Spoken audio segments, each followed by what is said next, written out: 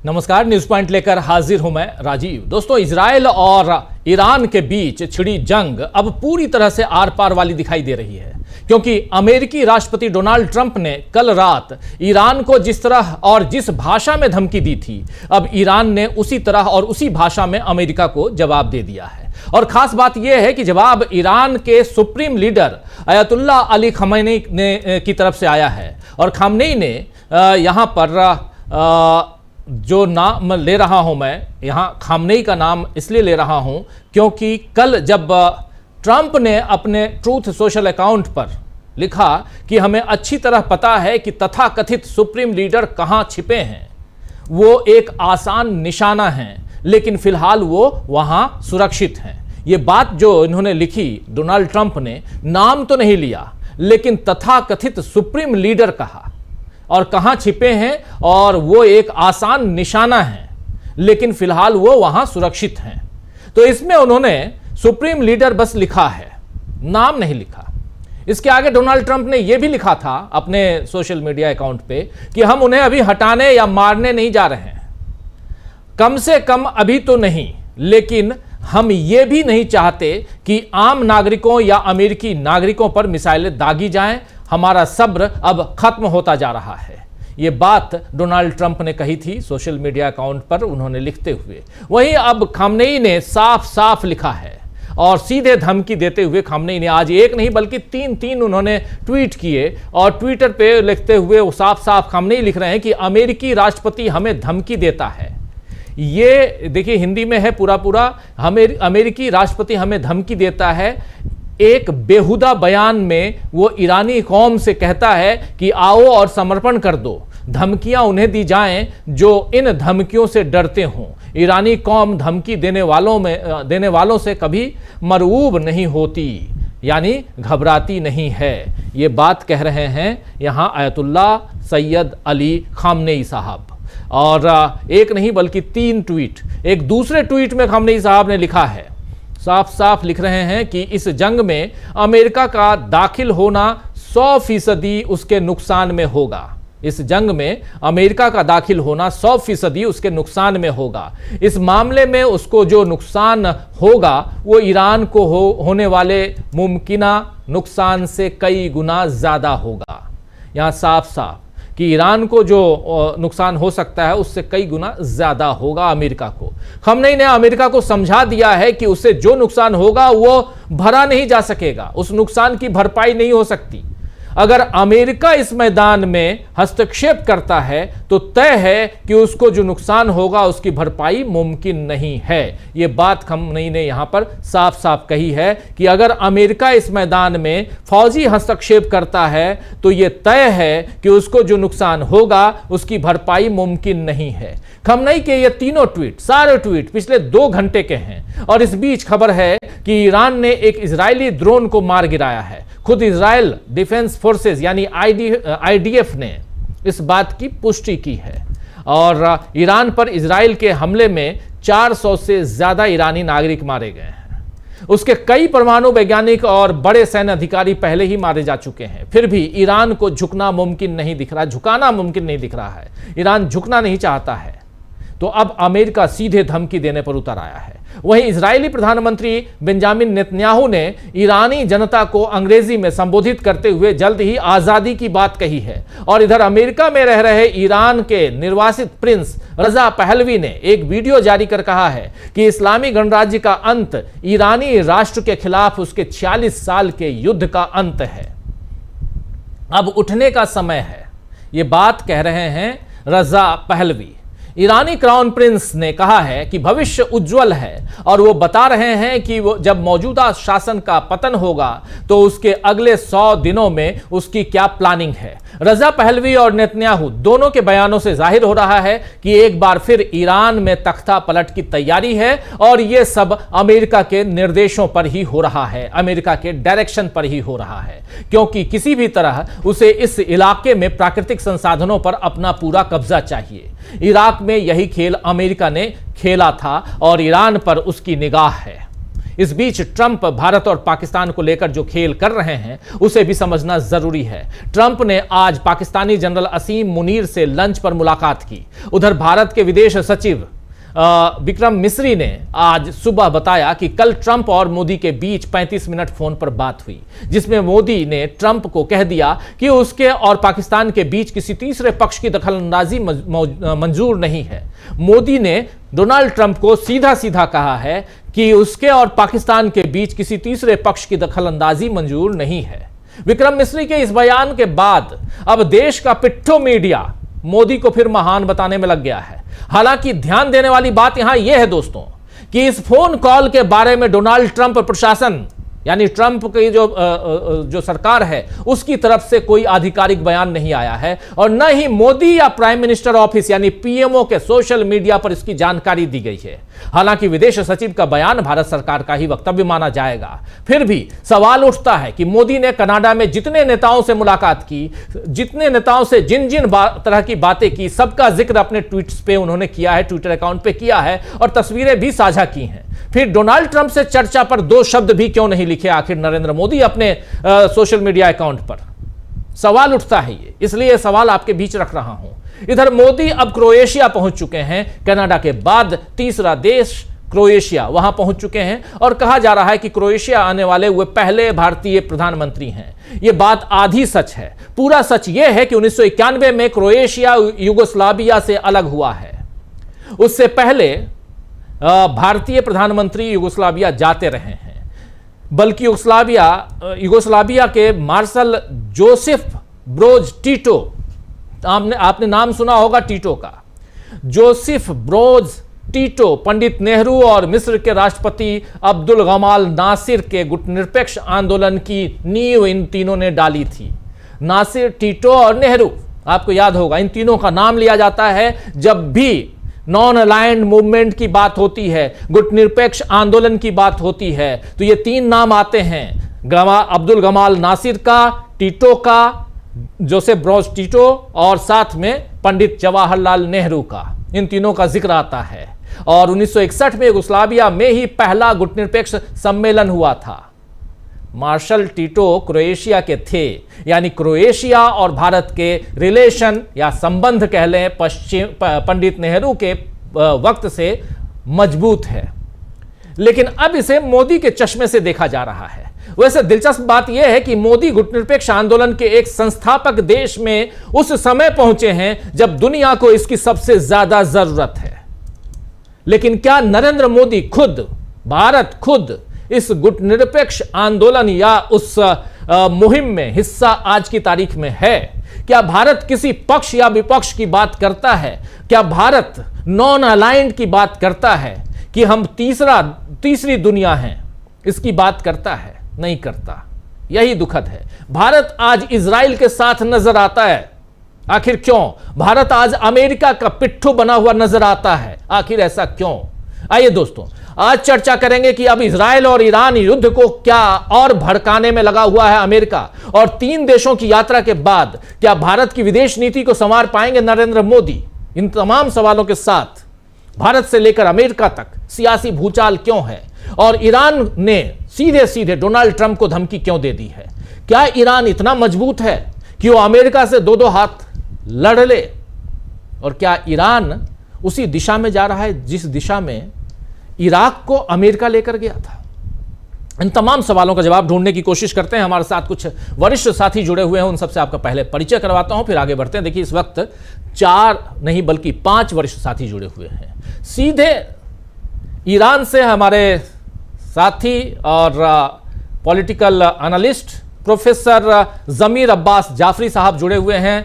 Professor साहब, आपका स्वागत है इस कार्यक्रम में। और हमारे साथ सुनील शुक्ला जी हैं, पंकज चतुर्वेदी जी हैं, प्रशांत टंडन जी हैं और अमलेंदु उपाध्याय जी हैं। हमारे बाकी 4 साथी और मैं इधर हिंदुस्तान से, ईरान से जुड़े हुए प्रोफेसर जाफरी साहब, इनसे भी समझेंगे कि क्या कुछ वहां चल रहा है और यहां हिंदुस्तान में। लेकिन सबसे पहले प्रोफेसर साहब आपके पास ही आना चाहता हूं, फिर इधर हम लोग विश्लेषण हम लोग तो करते रहते हैं, लेकिन आप चूंकि वहां देख रहे हैं, एक सवाल जो मैं बार बार समझना चाहता हूं। अमेरिका कह रहा है कि तेहरान के आसमान पर, तेहरान का जो एयर स्पेस है उस पर अमेरिका का कब्जा हो गया है, इजराइल कह रहा है उस पर हमारा कब्जा है। क्या सचमुच आप लोगों को दिखाई देता है कि इजराइल या अमेरिका के जो जेट हैं, विमान हैं, वो ऊपर मंडरा रहे हैं और अब ईरान पूरी तरह जब चाहे तब वो कोई बम्बार्डिंग कर दे? क्या आखिर सीन है वहां पे, सिचुएशन क्या है, जरा बताइए। आप मुस्कुरा रहे हैं तो मुझे लग रहा है कि वहां की स्थिति ठीक है,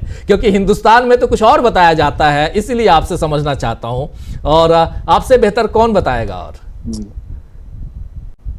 जी, बिस्मिल्लाहिर्रहमानिर्रहीम। तमाम आपको और तमाम हमारे व्यूवर्स को आदाब अर्ज़ करता हूँ। उम्मीद करता हूँ आप सब खैरियत से होंगे इंशाअल्लाह। जहाँ रहें इंशाअल्लाह खुश रहें, आबाद रहें इंशाअल्लाह। पहले तो ये है कि मैं कुम में हूँ। कुम में कोई हमला नहीं हुआ है और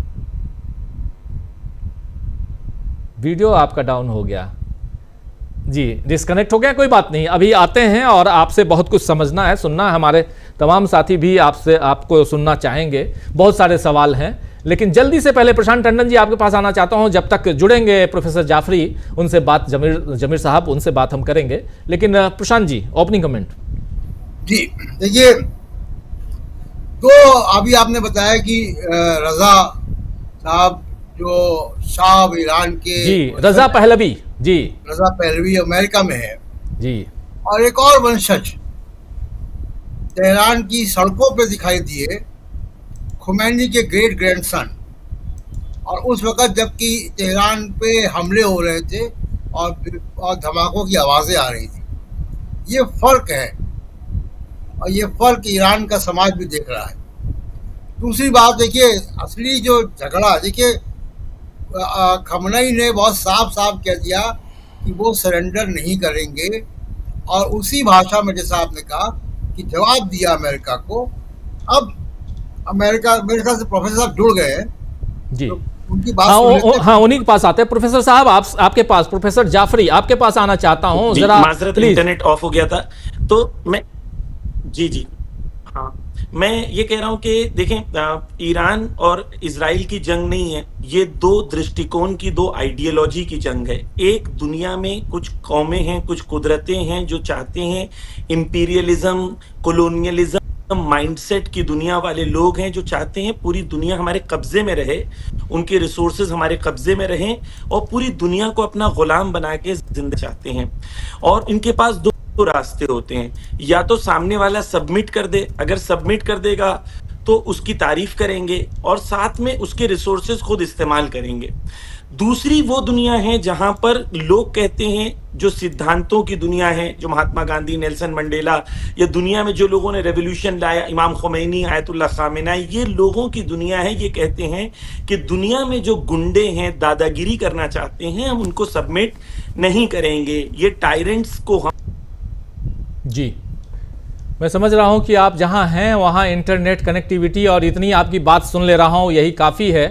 दोबारा कनेक्ट करने की कोशिश करूंगा सीधे प्रोफेसर जाफरी साहब को, और लेकिन फिर भी इनको जितना आप लोगों को भी कहूंगा दोस्तों कि आप लोग भी थोड़ा पेशेंस रखिएगा, क्योंकि वहाँ की जो सूरत हाल है, वहाँ का जो सिचुएशन है, वो इनसे बेहतर और कौन बता सकता है ईरान में आखिर चल क्या रहा है। इसलिए ईरान से इनको जोड़ा है, और ये जानते हुए कि वहाँ इंटरनेट कनेक्टिविटी में आज के दौर में आप समझ सकते हैं, जब भारत और पाकिस्तान के बीच अपने यहाँ कॉन्फ्लिक्ट था तो खासकर बॉर्डर एरिया में क्या स्थिति थी, क्या हालात थे, तो ऐसे हालात वहां भी होंगे, इसका हमें इल्म है। लेकिन फिर भी थोड़ा सा हम आगे बढ़ते हैं, और तब तक प्रशांत टंडन जी के पास आता हूं, जब तक कि प्रोफेसर जमीर अब्बास जाफरी साहब जुड़े।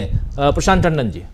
जी, तो मैं कह रहा था कि देखिए, असल वजह क्या है। जो वहाँ के सुप्रीम लीडर जो खमनई साहब, उन्होंने जवाब दे दिया ट्रंप को उसी भाषा में, और ट्रंप की भाषा पे गौर कीजिए। इस बात की हम लोग चर्चा ही नहीं करते हैं कि क्या ये डिप्लोमेटिक भाषा है, क्या ये किसी हेड ऑफ स्टेट के लिए बोलने की भाषा है, कि सरेआम हत्या की धमकी देना, क्या ये डिप्लोमेटिक भाषा है? इसका भी कंडेम होना चाहिए, केवल इंटेंट का नहीं।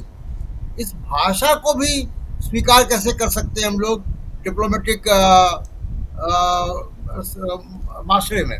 दूसरी बात, जो मैं बहुत संक्षेप में बात रखूंगा ताकि प्रोफेसर साहब आ गए और फिर उनसे हम सुनेंगे। देखिए, असली मसला क्या है? ये न्यूक्लियर वगैरह ये सब बहाने हैं।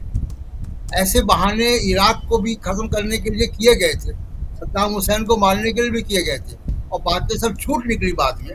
और ईरान की भी न्यूक्लियर फैसिलिटीज जो है वो IAEA और खुद अमेरिका की जो इंटेलिजेंस हेड है उन्होंने भी कह दिया है कि उनके पास न्यूक्लियर बम नहीं है। और आप ईरान की समाज की गहराई को हम लोग समझें कि जिस देश में 3 दशकों से सैंक्शन है, वहाँ वैज्ञानिक पैदा हो रहे हैं, वहाँ न्यूक्लियर जो प्रोग्राम है उनका, उससे ट्रंप भी घबरा रहे हैं। ये वहाँ के समाज की गहराई है। अब मैं असली वजह पे आता हूँ कि वजह क्या है। देखिए, असली वजह ऑयल एंड गैस है, और ईरान ओपेक कंट्रीज को मिला ले दुनिया में दूसरे नंबर पे सबसे बड़ा गैस रिजर्व है ईरान, और पूरे वर्ल्ड प्रोडक्शन का आज भी वो 6% ऑयल प्रोड्यूस करता है। इतने सैंक्शंस के बाद भी उसके पास टेक्नोलॉजीज हैं, उसके पास तरीके हैं निकालने के गैस को।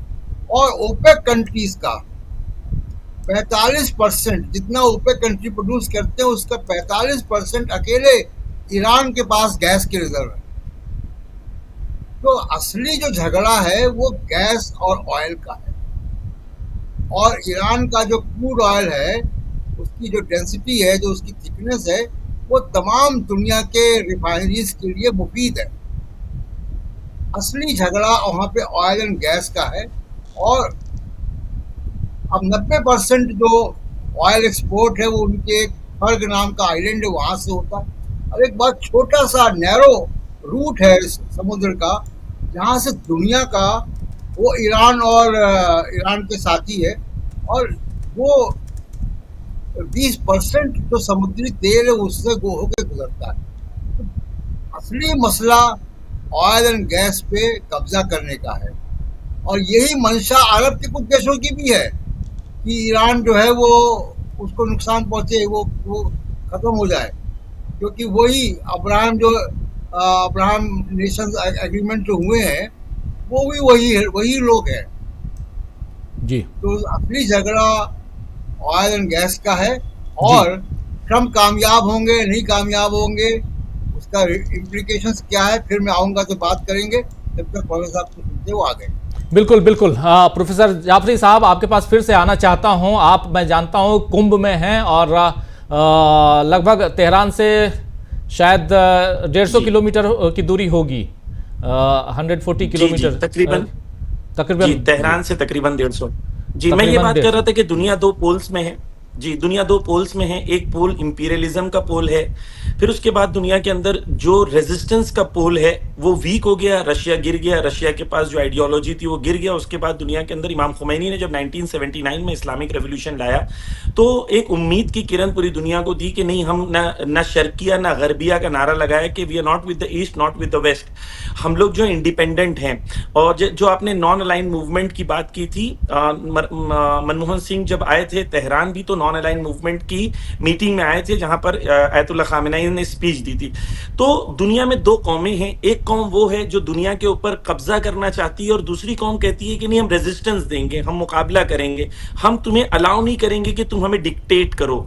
तो पहले ये था कि भाई ये जो कौमें थी, जो ताकतवर थी, वो आके मारती थी और चली जाती थी, कोई उनको कुछ बोलने वाला नहीं था। उन्होंने इराक में ये किया, लीबिया में ये किया, अफगानिस्तान में ये किया, जहां जो मन चाहता था, जो भी बहाने बनाए, मीडिया में बोला वेपन ऑफ मास डिस्ट्रक्शन है, फला है, ढिमका है, और जहां जो चाहा उन्होंने वो कर दिया। लेकिन ईरान को उन लोगों ने समझा नहीं है, ये नहीं जानते कि ईरान कौन है। पहली चीज तो मैं ये बता दूं कि ईरान की आइडियोलॉजी को आपको समझना पड़ेगा कि ईरान एक आइडियोलॉजिकल मुल्क है। ईरान की आइडियोलॉजी जो है वो रिलीजियस है। ईरान एक इस्लामिक गवर्नमेंट का मुल्क है और शिया मुस्लिम्स हैं। शिया मुस्लिम्स में 2 चीजें इंपॉर्टेंट हैं जो मैं आपके साथ शेयर करता हूं, अगर आपको रेलेवेंट लगे, फिर उसके बाद अगर आपके सवाल हैं तो पूछ भी सकते हैं। ये जो आइडियोलॉजिकल पर्सपेक्टिव है वो करबला से लिया गया है। महात्मा गांधी ने करबला को कहा था कि मैंने करबला से ये सीखा है कि कैसे मजलूम होने के बाद भी जंग जीती जा सकती है। नेल्सन मंडेला ने कहा कि जब भी मुझे सख्त हालात का सामना होता था तो मैंने इमाम हुसैन से सीखा है कि सख्त हालात में कैसे कुर्बानी के जरिए से जीता जा सकता है। तो ये कौम ऐसी है जिसके जो अभी ट्रंप ने कहा है सरेंडर कर दे, वही चीज यजीद ने इमाम हुसैन से कही थी और कहा था कि तुम मुझे मेरे सामने सरेंडर कर दो। तो इमाम हुसैन ने जवाब दिया था, कद रकज़नी बैन इस्नतैन बैन सिल्ल व ज़िल्ल व हैहात मिन ज़िल्ला। इमाम हुसैन ने कहा इसने मेरे सामने दो ऑप्शन रखे हैं, एक मर जाने का, शहादत का, और दूसरा इसके सामने सबमिट हो जाने का। और हुसैन इब्ने अली कभी भी गुलामी और सर को झुकाने को कबूल नहीं करेगा। सर कटा सकते हैं लेकिन झुका नहीं सकते। तो ये कौन की आइडियोलॉजी है? तो ये रेजिस्टेंस की आइडियोलॉजी डीप रूटेड है, ये पहली चीज। दूसरी चीज, 2500 साल एक सिविलाइजेशन है ईरान। कौन होता है ट्रंप ये कहने के लिए कि मसलन तेहरान खाली कर दो? तो जवाब तेहरान टाइम्स वालों ने दिया कि हम तेहरान टाइम्स की बिल्डिंग भी खाली नहीं कर रहे, तुम तेहरान खाली करने की बात कर रहे हो। तीसरी चीज, ये जो एक पर्सपेक्टिव बनाया गया है कि ईरान घिर गया है और ईरान घिर गया है, आप इस बात को समझें कि ईरान नहीं घिरा, इस वक्त अमेरिका घिरा हुआ है। मैं आपको मिसाल दूं कि जैसा आपने कहा कि भाई तेहरान में ये आके मार सकते हैं, ठीक है, तेहरान में आके मार सकते हैं, लेकिन ईरान भी मार सकता है। पहले ऐसा था कि सिर्फ वो मार सकते थे, ईरान कुछ नहीं कर सकता था। अब ये है कि आपको इजराइल को 2 रात से हाइफा का लाइव टेलीकास्ट बंद करना पड़ा। क्यों बंद करना पड़ा? बिकॉज उनकी स्काईलाइंस पे कंट्रोल नहीं है। मोसाद के हेडक्वार्टर्स पे हमला हुआ, जो आईडीएफ है उसके हेडक्वार्टर्स पे हमला हुआ, हाइफा पोर्ट पे हमला हुआ। तो ईरान जहां चाहे वहां मार सकता है, हाँ इजराइल भी मार सकता है। अब जंग ये नहीं है कि कौन कितना मार सकता है, जंग ये है कि कौन कितना सह सकता है। अच्छा, ये एक और चीज। दूसरी चीज ये है कि हाजीजादे जो यहाँ के कमांडर थे, जो शहीद हो गए, दिया गया, उन्होंने कहा कि 5 साल तक अगर हम डेली मिसाइल्स मारें और डेली 100 मिसाइल्स भी मारे 5 साल तक, तो हमारी मिसाइल खत्म होने वाली नहीं है। यानी ईरान ने इस जंग को 30 साल से अपने आप को प्रिपेयर किया, क्योंकि वो जानता था आज नहीं तो कल अमेरिका हमला करेगा, और अमेरिका ने हमला किया। तो आप बिल्कुल इस जहन से निकाल दें, जो आयतुल्लाह खामेनी का स्टेटमेंट भी आ गया, उनका वीडियो भी आ गया, उन्होंने खुल के कहा, सिर्फ ट्वीट्स नहीं, उनका वीडियो आ गया है। उस वीडियो में आयतुल्लाह खामेनी ने कहा कि ये तौहीन आमेज जो गुफ्तगू की है, इसका ईरान की उम्मत जो है, ईरान की कौम इसका जवाब देगी। और ईरान की कौम को अप्रिशिएट किया कि जिस फ्राइडे को हमला हुआ था, उसी फ्राइडे को बड़ी तादाद में जुलूस का निकलना और गवर्नमेंट को सपोर्ट करना, ये ईरान की कुव्वत और कुदरत की निशानी है। तो मैं आपको एक कंक्लूड करता हूं 30 सेकंड में, फिर उसके बाद आप सवाल पूछिएगा। अमेरिका के पास इस वक्त 2 ऑप्शन है। एक कि अपना नकाब उतार दे कि मैं इजराइल मेरे साथ जंग में है और ये इजराइल हमला कर रहा है, इस नकाब को उतार दे और डायरेक्ट मैदान में आ जाए। अगर ये डायरेक्ट मैदान में आता है तो 50,000 सोल्जर्स ईरान की जद में हैं और वो रोक नहीं सकते, स्काई पे उनका कंट्रोल नहीं है। 50,000 सोल्जर्स मिडिल ईस्ट के अंदर अलग अलग कंट्रीज में, कुवैत में, बहरीन में, सऊदी में, हर जगह पर, कतर में वहां मौजूद है। तो पहली चीज ये। दूसरा स्टेट ऑफ हुर्मुज है। तीसरा यह है कि ईरान के पास ऑप्शंस हैं कि ईरान अपने जो रिसोर्सेज हैं उसको इस तरीके से यूटिलाइज करे कि Iran long term sustained war करे। अमेरिका और इजराइल सिर्फ शॉर्ट टर्म वॉर कर सकते हैं। एक जो इजरायली जर्नलिस्ट हैं, मेलॉन उनका नाम है, हारेट्स न्यूज में काम करते हैं, जो सीनियर जर्नलिस्ट है, उनका एक आर्टिकल है, उन्होंने कहा कि Israel can not fight long term war and this is the beauty of Iran, के ईरान के पास क्योंकि शिया आइडियोलॉजी है, सब्र करने की सलाहियत है, तो लॉन्ग टर्म वॉर वो लड़ सकता है। तो आइडियोलॉजिकल वॉर है। ईरान इस वक्त ऊपर है, ईरान नीचे नहीं है जैसा मीडिया बताना चाह रहा है। इजराइल चाहता है कि इस वक्त किसी तरीके से इस सिचुएशन से बाहर निकले, ना कि ये रिवर्स की सिचुएशन है। जी जी, बिल्कुल बिल्कुल। जरा ये भी समझना चाहता हूं, जब आप कह रहे हैं कि 50,000 अलग अलग देशों में, ये ईरान के हैं? अमेरिकन सोल्जर्स के अंदर। जी, अमेरिकन सोल्जर्स हैं, अमेरिकन सोल्जर्स जो इनके बेसेस में हैं। जी जी। अब सवाल यह है कि अमेरिकन सोल्जर्स हैं अलग अलग देशों में, लेकिन ईरान को क्या जैसे ओआईसी कंट्रीज जो हैं वो सपोर्ट करते हुए नजर आते हैं? जब ये जंग लंबा, आपने बहुत सही कहा कि कौन जीते कौन हारे ये मायने नहीं रखता, ये सस्टेन कितना कौन कर सकता है, जंग को कितने ज्यादा दिनों तक कौन लड़ सकता है, और उसमें यहां पर ईरान कितना मजबूत नजर आता है आपके नजरिए से। और क्या यहां पर अगर अमेरिका आता है तो ईरान के साथ, जैसे चीन ने कहा कि हम आपके साथ हैं, खुलकर चीन ने ईरान के साथ देने की बात कही है।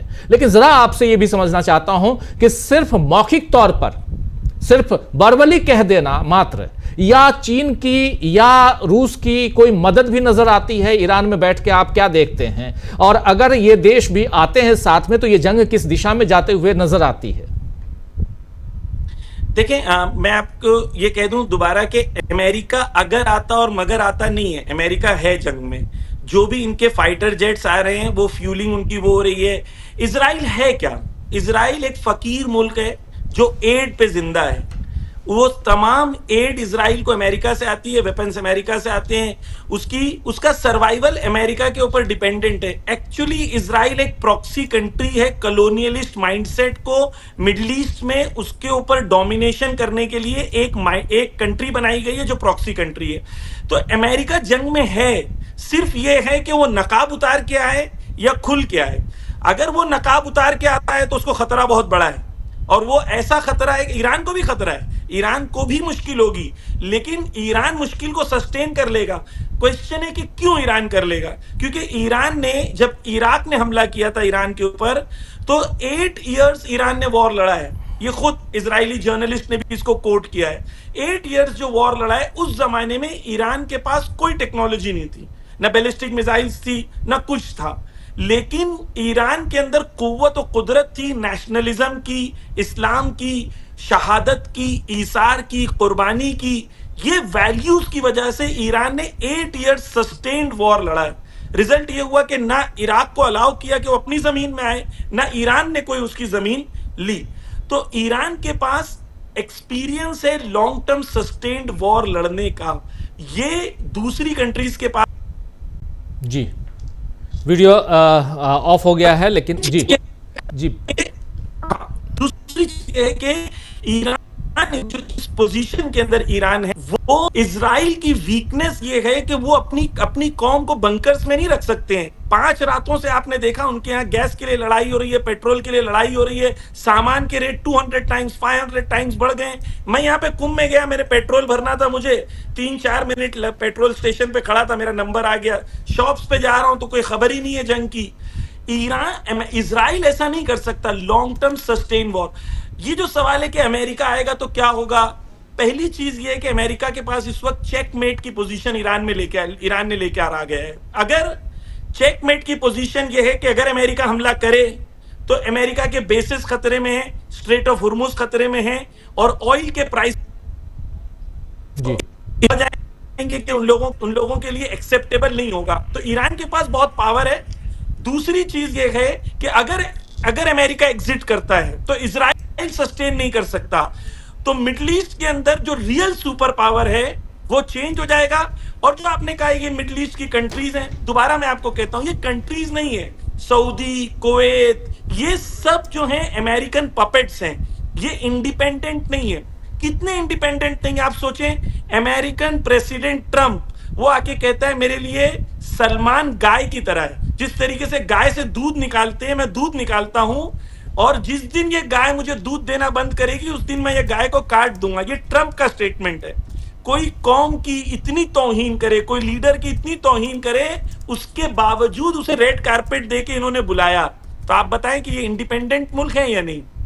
यानी इनके अंदर खुद तो डिसीजन ले नहीं सकते ना, ये गुलाम है। गुलाम किसके हैं? उन्हीं के गुलाम है जो वहां सामने मौजूद है।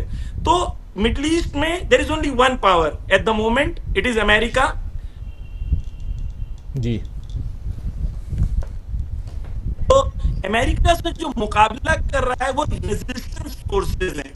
ये रेजिस्टेंस की आइडियोलॉजी ये है कि अमेरिका से मुकाबला करना चाहिए, और मुसलमान मुल्कों को, आयतुल्ला खामेनी ने कहा, विजन ये है कि इन मुसलमान मुल्कों को आजाद होना चाहिए और वहां की कौमें खुद इनकलाब लाएं और खुद ऐसी गवर्नमेंट्स बनाएं जो रेजिस्टेंस की आइडियोलॉजी को बिलीव करती हो, अपने रिसोर्सेज को खुद इस्तेमाल करें, और फॉरेन इंटरफियरेंस पूरे मिडिल ईस्ट में खत्म हो जाना चाहिए। ये रियल जंग की वजह है, पैलेस्टाइन की आजादी और मिडिल ईस्ट में अमेरिका का इंटरफियरेंस। ये दोनों चीज इंशाल्लाह इस जंग के अंदर खत्म हो जाएगी। जी, अब एक सवाल और है और फिर उसके बाद हम बाकी साथियों के बीच आते हैं। सवाल ये है कि इसमें मीडिया का रोल जरा आपसे समझना चाहता हूं कि जो वेस्टर्न मीडिया है वो लगातार इजराइल के पक्ष में लिख रहा है, ईरान तो आज और अभी हार गया, इस ढंग की खबरें आ रही हैं। हिंदुस्तान में भी हम बैठे हैं तो वैसी खबरें ज्यादा देख रहे हैं, लेकिन इसका कितना असर पड़ते हुए ईरान पे देखते हैं? क्या वहां भी वेस्टर्न मीडिया का बोलबाला है ईरान में, और मीडिया का क्या रोल है, जरा ये बताइए। देखिए, मैं आपको एक चीज बिल्कुल क्लियरली बता दूं, शायद मेरा कैमरा जो है वो चेंज हो गया, मैं इसको कर दूं ताकि आपके लिए इजी रहे। मैं एक चीज कह दूं कि ईरान के अंदर जितने हमले शदीद होंगे उतना ईरान यूनाइट होगा, क्योंकि ये कौम बहुत गयूर कौम है, बहुत गैरत वाली कौम है। इनसे अगर आप कहो ना कि तुम्हें झुकना होगा, वो मर जाएंगे लेकिन झुकेंगे नहीं, ठीक है। तो ईरान वो जो है वेस्ट में कि ये हो गया, वो हो गया, वो हो गया, ये सब ड्रामे इन्होंने अपने मीडिया के कंट्रोल। आज आयतुल्ला खामेनी ने जो स्पीच दी उसके अंदर उन्होंने दो सेंटेंस कहा है कि मीडिया के लोगों की जिम्मेदारी है कि हक को दुनिया तक पहुंचाएं, क्योंकि बातिल के हाथों में कंट्रोल है। तो हम जैसे लोग, आप जैसे लोगों की जिम्मेदारी है कि हक को पहुंचाएं। तेहरान में मुश्किलें होंगी। मुझे ताज्जुब होता है कि आप देखें, मैं इंडियन चैनल्स पर जाता हूं तो इंडियन चैनल्स वाले अमेरिका की जबान में गुफ्तगू करते हैं, कहते हैं कि हमारे पास, इनके पास ये बॉम्ब है, इनके पास ये बॉम्ब है। महात्मा गांधी कहां गए? सिद्धांत कहां गया? वैल्यूज कहां गई? आप किसी कौम को कहते हैं हमारे पास बॉम्ब है तो तुम डर जाओ। ये लैंग्वेज एक जर्नलिस्ट की है। यानी हम ताज्जुब करते हैं कि आज इंडियन मीडिया जिस लेवल पर गिर चुका है, आपको डर नहीं लगता, डर नहीं लगता, डर नहीं लगता। डर किससे? डर ट्रंप से डर। इंसान जो मौत से नहीं डरता वो किसी से नहीं डरता। ये मैं आज इस वक्त कुंभ में बैठा हुआ हूं, कुंभ में हमें कोई डर नहीं है। क्या होगा? ज्यादा से ज्यादा मौत आएगी ना, लेकिन जलील होने से तो नहीं वो होंगे। यानी कोई कौम जलील हो जाए उससे बेहतर है, इमाम हुसैन अलैहिस्सलाम कहते हैं कि कोई कौम को जिल्लत आ जाए उससे बेहतर है कि उसे मौत आ जाए। प्रोफेसर जाफरी जरा ये बताइए, आप कुंभ में हैं, कुंभ से फोर्डो कितनी दूरी पर है? तकरीबन 100 किलोमीटर्स है, यानी ज्यादा दूर नहीं है। 80 किलोमीटर्स के आसपास है, ज्यादा दूर नहीं है। फोर्दो पे हमले हुए हैं और हमले हो सकते हैं। देखिए, मैं एक जो इंडियन मीडिया में और बात चल रही है कि वो बॉम्ब मार देंगे और ये हो जाएगा, तो एहूद बाराक जो उनके फॉर्मर प्राइम मिनिस्टर हैं, उनका एक इंटरव्यू है। उस इंटरव्यू में उन्होंने कहा कि जब मैं प्राइम मिनिस्टर था तो मेरे पास भी ऑप्शन था कि हम न्यूक्लियर साइट्स पर हमला कर दें, लेकिन जितने एक्सपर्ट्स हैं उन्होंने हमें बताया कि जो यूरेनियम एनरिच्ड है ईरान के अंदर, वो इतना स्प्रेड आउट है और इतना जमीन के अंदर है कि इम्पॉसिबल है कि अमेरिका भी इन्वॉल्व हो जाए। मैं नहीं कह रहा हूं, एहूद बाराक कह रहा है कि उनके न्यूक्लियर प्रोग्राम पर हम कुछ भी असर डाल सके, ठीक है। तो ये कि न्यूक्लियर बॉम्ब खत्म हो जाएगा, न्यूक्लियर साइट्स खत्म हो जाएंगी, ये हो जाएगा, G52 बॉम्ब आएगा तो ये होगा, ये सब आप जानते हैं कि जब वर्ल्ड वॉर 1 हुआ था तब से लेके आज तक जो है ब्लैक प्रोपोगेंडा जो था, वहां से लेके आज तक जो है प्रोपोगेंडा वॉर का हिस्सा है और उस पर खर्च किया जाता है। लेकिन मैं आपको ईरान की हालत, ईरान की रणनीति और ईरान की आइडियोलॉजी और ईरान के अंदर जो जज्बा है वो बता देता हूं। ईरानी कौम यूनाइटेड है, एक लीडर के पीछे यूनाइटेड है, और अलग अलग चैनल्स पे वो कह रहे हैं कि वो एक प्रिंस है, वो प्रिंस आ जाएगा। वो प्रिंस को ईरान में आधे से ज्यादा कौम पहचानती भी नहीं है कि वो है कौन, वो सिर्फ अमेरिकन चैनल्स पर है। यानी ये जो मीडिया का पूरा प्रोपोगेंडा पूरा बनाया जाता है पूरी दुनिया के अंदर, आज कौमों को बेदार हो जाना चाहिए। 30 साल से झूठ पे झूठ, झूठ पे झूठ, झूठ के बाद झूठ पे जंग, फिर हजारों लाखों लोगों की मौत, मिलियंस लोगों का बेघर हो जाना, यतीम हो जाना, ये दुनिया ने नहीं सीखी। वही झूठ इराक में कहा, वेपन्स ऑफ मास डिस्ट्रक्शन, वही लीबिया में कहा दुनिया। यानी मुझे समझ में नहीं आता लोगों की अक्ल, यानी इतने लोग बेवकूफ हैं कि वही झूठ आपको 10 साल से कह रहे हैं, 20 साल से कह रहे हैं, वही झूठ को आप फिर से एक्सेप्ट कर रहे हैं। ईरान इस वक्त बहुत स्ट्रांग है, आप इसको बिल्कुल भी वो ना करें। तेहरान में हमले हुए हैं, तेहरान में ईस्ट में हुए हैं, साउथ में हुए हैं, लेकिन जितना तेहरान में हमला हुआ है उससे कम से कम 10 गुना ज्यादा टेल अवीव में और हाइफा में हमला हुआ है। तो दोनों कौमों के पास मारने की ताकत है। इस वॉर ने एक चीज सिखा दिया, वो ये है कि Israel is not invincible. Israel का एयर पावर जो था कि हमारे पास थार्ड है, हमारे पास आयरन डोम है, ईरान ने साबित कर दिया कुछ नहीं है। हम जब चाहें जहां चाहें इजराइल में मार सकते हैं। उनके तमाम कैबिनेट मिनिस्टर्स इस वक्त बंकर में हैं। उन्होंने तमाम कैबिनेट मिनिस्टर, कोई भी कैबिनेट मिनिस्टर्स की जो मीटिंग हो रही है, इजरायली मीडिया कह रहा है कि उन लोग एक ऐसे नेटवर्क का इस्तेमाल कर रहे हैं कि कोई मिलना नहीं चाहता, बिकॉज उन्हें खतरे का एहसास है। तो इस वक्त इजराइल खतरे में है, ना कि ईरान में लोग रास्ते पे, अगर आप चाहेंगे तो मैं आपको कुछ वीडियो शेयर करूंगा, लोग पार्क में हैं, पार्क में घूम रहे हैं, लोग जुलूस निकाल रहे हैं। तो ईरान में इस वक्त बिल्कुल माहौल और स्पिरिट जो है वो स्ट्रांग है। और अगर जंग लॉन्ग टर्म चलती है, एक लेडी है, उनका इंटरव्यू है, उन्होंने उनसे कहा कि आप सामान नहीं भर रहे हैं घर में, तो कहती है नहीं, हमें सामान भरने की जरूरत नहीं है, क्योंकि हमें पता है कि हमारी कंट्री बहुत मजबूत है। अगर लॉन्ग टर्म जंग के लिए दुश्मन तैयार नहीं है, तो हम जानते हैं क्योंकि दुश्मन की वीकनेस है, इसके लिए हम कोई सामान भरने को तैयार नहीं है। तो ईरान के बारे में आप बिल्कुल निश्चिंत रहें।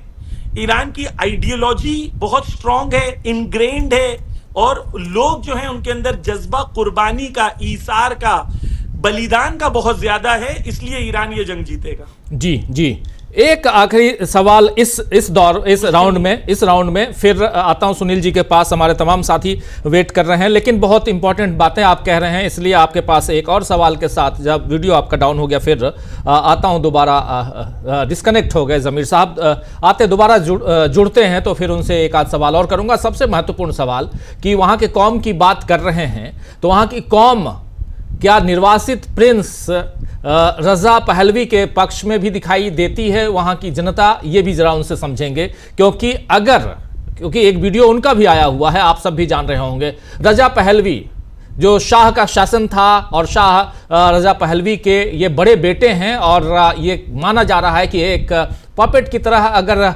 मिडिल ईस्ट में बहुत सारी सरकारें चल रही हैं अमेरिकी पपेट की तरह, तो क्या यहां पर भी ऐसे ही किसी को बैठाना, और उसमें भी क्राउन प्रिंस, निर्वासित क्राउन प्रिंस रजा पहलवी को बैठाना चाहते हैं अमेरिकी और इजरायली लोग? ये भी समझेंगे। जरा आना चाहता हूं सुनील शुक्ला जी आपके पास, बहुत सारी बातें आप सुन रहे थे, दोबारा जुड़ेंगे उनके पास, फिर चलेंगे, फिर आएंगे हम पंकज जी के पास भी। सुनील जी, आप कैसे देखते हैं यहां पर भारत के रोल की बात पर हम लोग रोज लगभग चर्चा कर रहे हैं, लेकिन अमेरिका की धमकी रियल एंड कह रहे हैं, और सरेंडर की बात कर रहे हैं, ये सारी बातें अमेरिका कह रहा है। और जैसे अभी कह रहे थे प्रोफेसर जाफरी कि ये आप मत मानिए कि इजराइल, यहां पर सीधा अमेरिका ऑलरेडी है। कितना असर इसका पूरी दुनिया पे पड़ते हुए आप देखते हैं सुनील जी आज के दौर में? ये इराक का मामला नहीं है, ये दौर आज से 20 साल पुराना नहीं है। धन्यवाद राजीव जी। अगर यह युद्ध लंबा खिंचता है तो इसका असर पूरी दुनिया पे पड़ेगा। यह केवल मिडिल ईस्ट का सवाल नहीं है, केवल इजराइल और ईरान का सवाल नहीं है, केवल इजराइल, ईरान और अमेरिका का सवाल नहीं। दुनिया के तमाम देश जो अभी बात करते हैं तेल के लिए निर्भर हैं पूरी तरह से अरब देशों पर, जो अन्य देशों से जो व्यापार के परिवहन होते हैं वो अभी जलडब्रू मध्य मार्ग से ही में निकलते हैं, और वो पूरी तरह से नियंत्रण में ही रख के, तो पूरी दुनिया प्रभावित होगी, इससे कोई इनकार नहीं कर सकता। अमेरिका का जहां तक सवाल है, ये बिल्कुल सही बात है कि अमेरिका पूरी तरह से इस युद्ध में शामिल है। ऐसा नहीं है केवल इजराइल के वेश में, इजराइल के जो संसाधन है, अस्त्र शस्त्र हैं, सब कुछ अमेरिका का है। अमेरिका का नैतिक समर्थन उसको प्राप्त है, आर्थिक समर्थन उसको प्राप्त है, रणनीतिक समर्थन उसको प्राप्त है। तो यह पूरा का पूरा जो युद्ध है उसमें ईरान के खिलाफ अमेरिका शामिल है। और सवाल इस बात का है कि कोई ईरान के खिलाफ अमेरिका पहली बार थोड़े सक्रिय है। आप याद कीजिए 1953 में ईरान की चुनी हुई सरकार को अमेरिका ने पदस्थ किया था। चुनी हुई सरकार थी, मोहम्मद मोसाद्देह संबोधन प्रधानमंत्री जी का नाम था, उनको हटा दिया, और उस समय अरबों रुपए खर्च किया था CIA ने। अब तो उसका अभिलेख भी सामने आ गया। उसके बाद रजा शाह पहलवी को उन्होंने स्थापित किया। अगर रजा शाह पहलवी इतने ही पॉपुलर थे, लोगों के बीच में इतने ही लोकप्रिय थे, तो फिर वहां इस्लामिक क्रांति क्यों हो गई? अमेरिका की इस कार्रवाई ने, मैं मानता हूं कि जो आज की हुकूमत है ईरान की, वो बहुत ही अलोकप्रिय हुकूमत है जी। लेकिन ईरान के खिलाफ इजराइल की इस कार्रवाई, अमेरिका की इस कार्रवाई ने उसको वैलिडिटी प्रदान कर दी। अब लोग, जनता खड़ी होगी सरकार के पक्ष में, लोग इस सरकार के साथ खड़े हुए कि ठीक है, लड़ाई जंग चलनी चाहिए और आर पार की लड़ाई हो जाए इजराइल के साथ। ईरान को कमजोर क्यों देखना चाहता है अमेरिका? मध्य पूर्व में, मध्य एशिया में, पश्चिमी राष्ट्रों में, अरब देशों में, इस पूरी दुनिया में अगर ईरान कमजोर हो जाए तो इजराइल की बल्ले बल्ले है, और इजराइल के रूप में अमेरिका का नियंत्रण हो जाएगा। इस पूरे अभियान में हम इजराइल को स्थापित करने के अमेरिका और पश्चिमी देशों के पूरे अभियान के खिलाफ मजबूती से ईरान खड़ा रहा, उसे कभी स्वीकार नहीं किया। और यही नहीं, अगर वो खुद शामिल नहीं हुआ तो प्रॉक्सी लड़ाई लड़ता रहा हो, ये तथ्य है। वो मुसाद हमास को समर्थन देता रहा, वो हिजबुल्लाह को समर्थन देता रहा, वो हुती गुट को समर्थन देता रहा, लगातार देता रहा, आर्थिक संसाधन देते रहे, अस्त्र देते रहे, हर तरह के संसाधन उपलब्ध कराए। तो इजराइल को चुनौती देने की ताकत ईरान के पास है, और ईरान के विस्तारवादी रवैये के खिलाफ ईरान हमेशा खड़ा रहा है, अमेरिका को यह स्वीकार नहीं है। इसलिए जो आज ये परिभाषा गढ़ी जा रही है कि वह इस्लामी आतंकवाद के खिलाफ ईरान के खिलाफ लड़ाई इस्लामी आतंकवाद के खिलाफ लड़ाई है। अगर आपको ईरान के खिलाफ लड़ना ही था तो 1953 की सरकार आपने क्यों गिराई? जी, आपने रजा साहब पहलवी की सरकार को बचा क्यों नहीं लिया आप? और किस देश में कौन सी हुकूमत होगी उसको डिक्टेट करने वाले आप कौन है? वहां की जनता तय करे किसको चाहती है, किसको नहीं चाहती है। लेकिन ये जो विस्तारवादी, साम्राज्यवादी, औपनिवेशिक सोच है इन पश्चिमी देशों का, जो बहुत ही दोहरापन है इनके रवैये का, ये मानवाधिकार की बात करते हैं, ये लोकतंत्र की बात करते हैं, ये लोगों की नागरिक आजादी की बात करते हैं, सब दोहरा और पाखंड है। जो लोग ईरान के इस हमले में नागरिकों के खिलाफ कार्रवाई बता रहे हैं, वो गाजा के मुद्दे पर क्यों चुप है? गाजा में क्या आम नागरिकों के ऊपर हमला नहीं हुआ? नवजात शिशु नहीं मारे गए? अस्पतालों को टारगेट नहीं किया गया? शरणार्थी शिविरों में हमले नहीं हुए? राहत सामग्री ले रहे लोगों की लाइनों पर हमले नहीं किए गए? क्या वह नागरिकों पर हमला नहीं था? किस पश्चिमी देश ने कहा? किसने इसका प्रतिकार किया? तो अब सवाल इस बात है कि ट्रंप साहब जो कर रहे हैं उसका असर क्या है? ट्रंप साहब की बात, जो ट्रंप का बयान आया उसके तत्काल बाद खमेनी का बयान आ गया। उन्होंने कोई बात, एक शब्द भी संकोच नहीं किया उनके खिलाफ बोलने में। जी, उन्होंने साफ साफ कहा कि टेररिस्ट जियोसिस्ट रिजीम के खिलाफ लड़ाई जारी रहेगी। उन्होंने भी श्रद्धांजलि जवाब दिया। वह पब्लिक डोमेन में उपस्थित है, अपने लोगों के बीच में वो बात कर रहे हैं, उनकी आवाम उनके साथ खड़ी है। तो अमेरिका की धमकी में तो ईरान नहीं आ गया, वो सरेंडर करने की बात तो नहीं कर रहा है। और ये बात बिल्कुल सही है कि लड़ाई वही जीतेगा जो लंबे समय तक लड़ाई में शामिल होने के लिए तैयार है। और इस मोर्चे पर इजराइल की ताकत इतनी नहीं है। इजराइल के लोगों को बंकर में रहने की आदत नहीं है, इजराइल के नेताओं को बंकर में रहने की आदत नहीं है, वो दूसरों को बंकर में भेजने के लिए मजबूर होते रहे।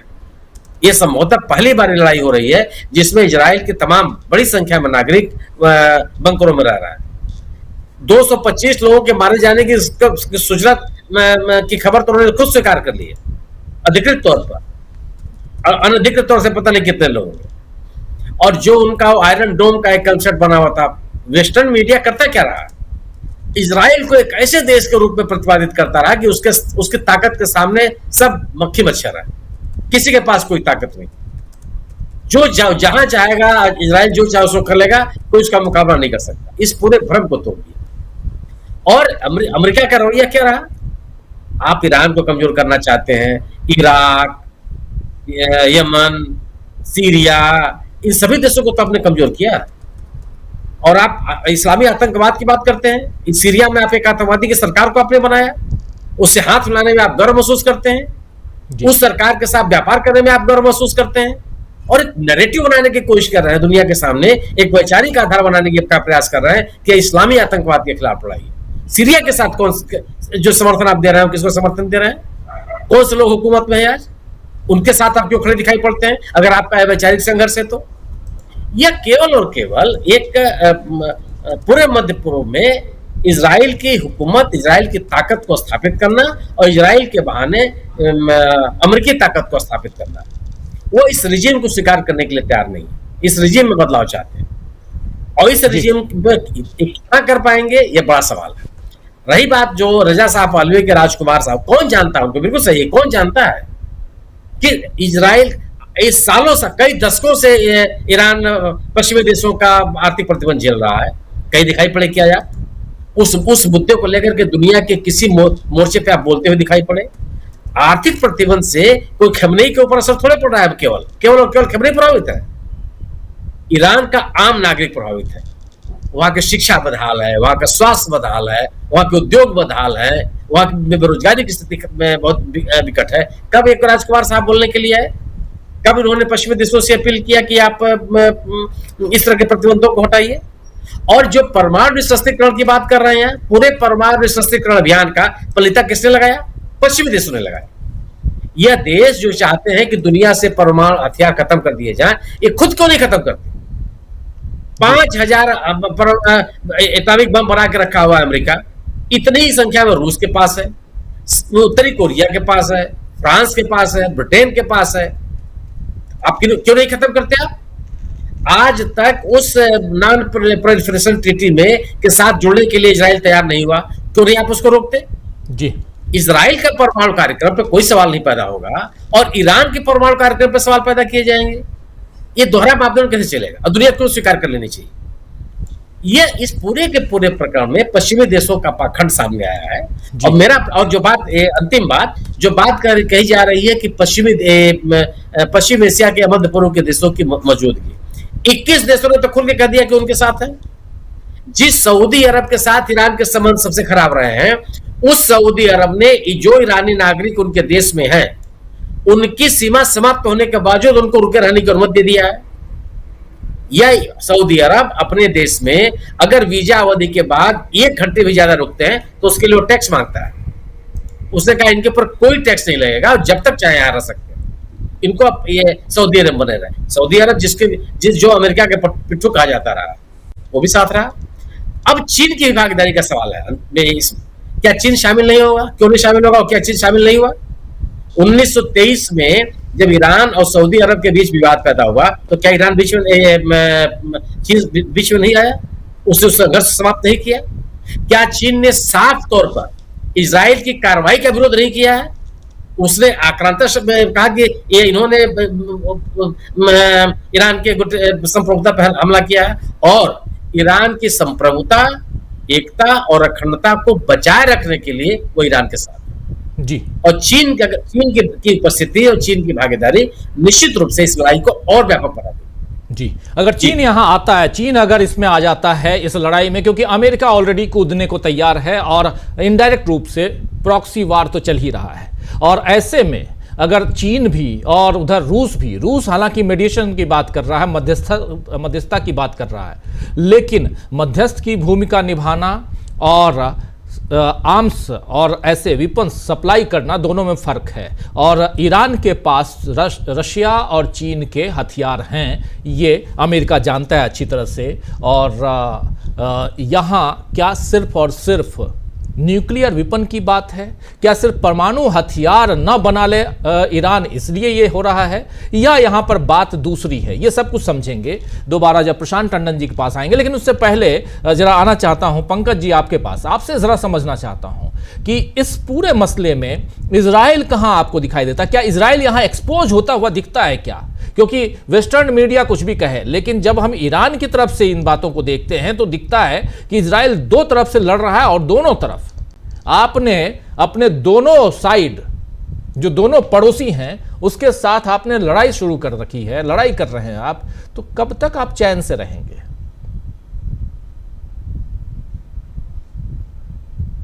इस समय ईरान की जो ठीक है, इस समय ईरान की जो मौजूदा सरकार के हेड हैं खमेनी जी, उनके जो गुरु खुमैनी जी थे, उन लोगों का जो फोर फादर्स है वो हमारे भारत के बाराबंकी जिले के कुंतीर से गए हुए थे। ये हमारे एक अलग किस्म का ऐतिहासिक रिश्ता है। दूसरी चीज आपको बताऊं कि जो लोग कह रहे हैं कि ईरान परमाणु बम ना बनाए, मुझे लगता है कि शायद वो सभी लोग जानते होंगे कि ईरान के पास परमाणु बम पहले से ही है, क्योंकि 1957 में इसी अमेरिका ने, ये शाह रजा पहलवी के पिताजी जब शासक हुआ करते थे, उनके साथ में एक एग्रीमेंट करके अमेरिका और ईरान के परमाणु रिश्ते की शुरुआत की थी और 1967 में 1967 में इसी अमेरिका ने इजराइल के माध्यम से ईरान को परमाणु रिएक्टर भी दिया था और फ्यूल भी दिया था। तो अब आप सोचिए कि 1967 से जिस देश में के पास में परमाणु रिएक्टर और परमाणु फ्यूल है, उसके पास क्या बीते 60 साल में बम बनाने की क्षमता नहीं आ गई होगी? वो देश जिसके पास जो फाइनेंशियली स्ट्रांग है। और व्यक्तिगत अनुभव में मेरे पास में ईरान के जी। ईरान में इस्लामिक क्रांति के कारण महिलाओं पे बंधन और इन सबको लेकर बहुत सारी चीजें, तो जाहिर है कि वो अलोकप्रियता का कारण है, लेकिन ईरान में लेखन, फिल्में, इसमें बहुत सारी महिलाएं काम करती हैं। मैं चिल्ड्रन लिटरेचर के IPBY में मेरे को मुनीर पी इस्लामी मिली थी, जिनको IPBY अवार्ड मिला। उन्होंने कितना सुंदर चिल्ड्रन लिटरेचर है। मैंने देखा तेहरान में शायद विश्व में एकमात्र जगह है जहां पर बुक का, किताबों का एक मॉल है, permanent mall. Tehran book fair तो अलग से होता ही है, तेहरान बुक मॉल है जहां पर पब्लिशर निःशुल्क अपनी किताबें बेचते हैं। वहां पर हर दिन लिटरेरी प्रोग्राम होते हैं। तो ये तेहरान ईरान का एक पक्ष है जो वहां के उन्होंने कल्चर और साहित्य को अपने तरीके से बरकरार रखने का कोशिश की। जहां तक इजराइल की बात रही, मेरी याददाश्त में जितना मैं पढ़ रहा हूं, जितने लगभग 38 साल से लिखना पढ़ना मेरा जारी है। मैं यासिर अराफात को पहले से फॉलो करता था, जब इंटरनेट नहीं हुआ कर तब भी उनके लेख, उनके सब सामग्री को मैं पढ़ता था। मेरी याददाश्त में इजराइल पे अभी तक इतना तगड़ा हमला कभी हुआ ही नहीं। और इजराइल को जो जितने बड़े स्तर पर नुकसान हो रहा है, उस यानी एक हमने छद्म बना रखा था अमेरिका ने, अरे इजराइल की टेक्नोलॉजी है ऐसी, अरे इजराइल के सैनिक कैसे हैं। अरे इजराइल ने अभी तक क्या किया था कि शॉर्ट टर्म अपने आसपास के लोगों के साथ ही युद्ध किया था जी। अब उसका पाला एक सुपरसोनिक मिसाइल वाले कंट्री से पड़ रहा। सुपरसोनिक मिसाइल यानी आवाज की गति से 4 गुना अधिक गति से चलने वाली मिसाइल, जिसमें उनके जितने प्रोटेक्टिव एंटी मिसाइल कॉन्सेप्ट थे, आयरन डोम था, उन सबको समाप्त करके रख दिया। अब देखिए अमेरिका की एंट्री हो रही है।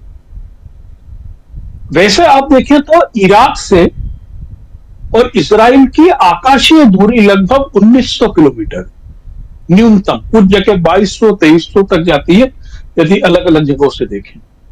इनकी कोई सीमाएं नहीं मिलती, लेकिन इराक से ईरान की सीमा बिल्कुल सटी हुई थी। 8 साल युद्ध चला। इराक के साथ में पूरी तरह अमेरिका खड़ा हुआ था। इराक में उसने अपने परमानेंट सैनिक अड्डे बना रखे थे जी। उसके बावजूद अमेरिका वहां ईरान पे जीत नहीं हासिल कर पाया। और अमेरिका भी इजराइल की तरह दुनिया के लिए भ्रम है। एक छोटा सा मुल्क अफगानिस्तान क्या है? उस अफगानिस्तान में अकेले अमेरिका नहीं, पूरे नाटो देश ने अपनी सेनाएं उतार रखी थी और अंत में अपनी पूंछ दबाकर उन्हीं तालिबानियों को सत्ता सौंप कर आए। वियतनाम का युद्ध दुनिया ने देखा। वो उस समय की बात है जब हवाई ताकत अकेले अमेरिका के पास हुआ करती थी। अफगानिस्तान के पास कोई हवाई ताकत नहीं थी जी। उन्होंने कारपेट बम्बिंग करके छेद कर दी अफगानिस्तान को, लेकिन कहां खड़े हुए। और जहां तक अमेरिका आतंकवाद के खिलाफ लड़ने की बात करता है, पाकिस्तान के साथ आपका क्या नजरिया है? अफगानिस्तान के साथ आपका क्या नजरिया है? इजराइल के साथ आपका क्या नजरिया है? इजराइल जो अभी तक गाजा में 55,000 लोगों की हत्या कर चुका है, जिसके अंदर 16,000 बच्चे हैं, जहां पर 1.25 लाख महिलाएं और बच्चे विकलांग हो चुके हैं। यदि मानवीयता, अनैतिकता और आतंकवाद की बात करते हैं तो अमेरिका को या G7 से के देशों को इस पे बोलने का कोई हक नहीं है। ईरान की बहुत सारी चीजों से इस पूरे मुल्क की असहमति है, वहां के कट्टरवाद को बढ़ावा देना, बहुत सारी चीजों को लेकर। लेकिन आज जुल्म के खिलाफ जो एक देश खड़ा है, उसकी ताकत को एप्रिशिएट करना हमारा फर्ज बनता है। और उस देश से, इजराइल से हमारे कौन से ऐसे रिश्ते हैं, हमारा मीडिया नहीं समझ रहा है। हमारे ईरान से सांस्कृतिक रिश्ते हैं, हमारे कौमी रिश्ते हैं वहां से। और जहां तक आप शाह रजा पहलवी साहब के पुश्तों की बात कर रहे हैं जी, उनके जाने के बाद में तो अब ईरान बिल्कुल बदल चुका है। वो ईरान ही नहीं है जो ईरान वो छोड़ के गए थे। उस समय तो ईरान की आर्थिक स्थिति वो नहीं थी। तो ये एक भ्रम था इजराइल को लेकर पूरी दुनिया में, जो एक वेस्टर्न मीडिया ने फैलाया हुआ था। ये भ्रम का नाश है। लेकिन निजी तौर पर मेरा मानना है, युद्ध कहीं पर भी हो, रुकना चाहिए। जी बिल्कुल बिल्कुल, आप सही कह रहे हैं। युद्ध कहीं भी हो, रुकना चाहिए। ईरान को बहुत नजदीक से आप भी समझते हैं, बहुत नजदीक से प्रशांत टंडन जी भी समझते हैं, हमारे साथी, आप चारों साथी समझते हैं। और मैक्सिमम आप लोग वहां से घूम के आए हुए हैं, तो इसलिए और भी बेहतर समझते हैं, वहां की भौगोलिक सामाजिक परिस्थितियों को समझते हैं। प्रशांत जी के पास आऊंगा तो उन तमाम चीजों को और जरा समझने की कोशिश करेंगे। लेकिन पहले जरा अमलिंदु जी, आपसे भी समझना चाहता हूं कि अगर इजराइल के हिसाब से देखा जाए, हमारी कोशिश रहेगी कि जैसे ईरान से हमारे दो साथी कल भी बैठे थे, एक साथी एक आज बैठे थे, और उनसे दोबारा संपर्क करने की कोशिश कर रहा हूं मैं। होता यही है कि थोड़ी देर बात होती है, फिर इंटरनेट कनेक्टिविटी बिल्कुल वहाँ वार जोन है अभी, तो कई बार ख़त्म हो जाती है, इसलिए जोड़ नहीं पा रहा हूँ। जोड़ने की कोशिश करूँगा प्रोफेसर जाफरी साहब को, ताकि और भी समझ पाएँ कि ईरान में चल क्या रहा है। हमारी कोशिश रहेगी कि उधर इजराइल से भी किसी साथी को जोड़ें कि वहां पर क्या चल रहा है, ये भी कोशिश रहेगी आने वाले।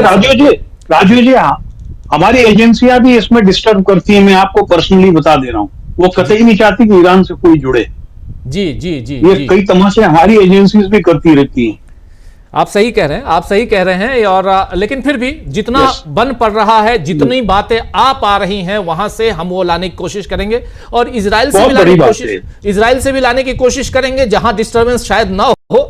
जब हम भारत अगर खुलकर इजराइल का साथ दे रहा है, तो कोशिश हमारी यही रहेगी कि वहां से भी जोड़े, और उसी लिहाज से कम ईरान के लोगों को भी डिस्टर्ब ना किया जाए, दोनों तरफ से बैठाया जाए, एक इजराइल से और एक ईरान से। बजरंग दल के लोगों को जोड़ लीजिए, वो इजराइल के सबसे बड़े समर्थक हैं। उनसे पूछो इजराइल की स्पेलिंग क्या है, तो वो बता देंगे। जी जी, लेकिन अमलेंदु जी, इजराइल के लिहाज से इजराइल आपको कहां दिखाई दे रहा है, या इजराइल पूरा का पूरा डिपेंडेंट हो गया है अमेरिका पे? राजीव जी, अगर एस जयशंकर के शब्दों में उधार लेकर के कहें तो इजराइल कहाँ है, तो इजराइल में है। जैसे उन्होंने कहा था कि उनसे पूछा गया यूएस कहाँ था, उनका यूएस अमेरिका में था। तो इजराइल कहाँ है, तो इजराइल अमेरिका में। ये एस जयशंकर के शब्दों में कहा जा सकता है। लेकिन राजीव जी, इजराइल इस समय इजराइल में नहीं है, यही अफसोस की बात है। इजराइल इस समय डोनाल्ड ट्रंप की जेब में है, और डोनाल्ड ट्रंप जो है वो इजराइल के पीछे से काम कर रहे हैं पूरी तरह से, लेकिन मार खा रहे हैं डोनाल्ड ट्रंप भी और इजराइल की दोनों। राजीव, एक तो राजीव की सूचनाएं जो है ईरान से नहीं आने दी जा रही है, वो तो वैश्विक मीडिया नहीं आने दे रहा है। और ये फेक न्यूज का सबसे बड़ा, अगर राजीव की पूरी दुनिया में कहीं अड्डा कहा जाए तो वो अमेरिका ही है। और पूरी दुनिया में वो बड़ी बड़ी फेक न्यूज फैलाता रहता है, और ये काम उसको आज से नहीं कर रहा है, लंबे समय से कर रहा है। तब से ये फेक न्यूज का कारोबार है। और ये इस तरीके से राजनेताओं के चरित्र हनन करना, इन सारे कामों में वो पहले से उसकी संलिप्तता रही है। तो अगर ईरान से खबरें नहीं आ रही हैं तो उसकी कोई बात नहीं, लेकिन खबरें राजीव की इजराइल से भी नहीं आने दी जा रही है। और वहां भी जैसे ही कोई हमला होता है तो तुरंत सैन्य सेंसरशिप लागू हो जाती है, उसके बाद फिर खबरें वहां से निकलना बंद हो जाती है। विदेशी मीडिया को इजराइल में कवर करने की अनुमति नहीं है। वहां का स्थानीय मीडिया जो खबरें दे पा रहा है, छोटे छोटे वहां के जो पोर्टल्स हैं, वो जो खबरें दे रहे हैं, उससे मालूम पड़ रहा है कि इजराइल में तबाही बहुत बड़ी है और गंभीर तबाही है। जो विजुअल्स आ रहे हैं राजीव जी, वो ये आ रहे हैं कि वहां के जो मेट्रो स्टेशन हैं, वो जो है अब वो बंकर की तरीके से इस्तेमाल किए जा रहे हैं, जो अंडरग्राउंड मेट्रो स्टेशन है।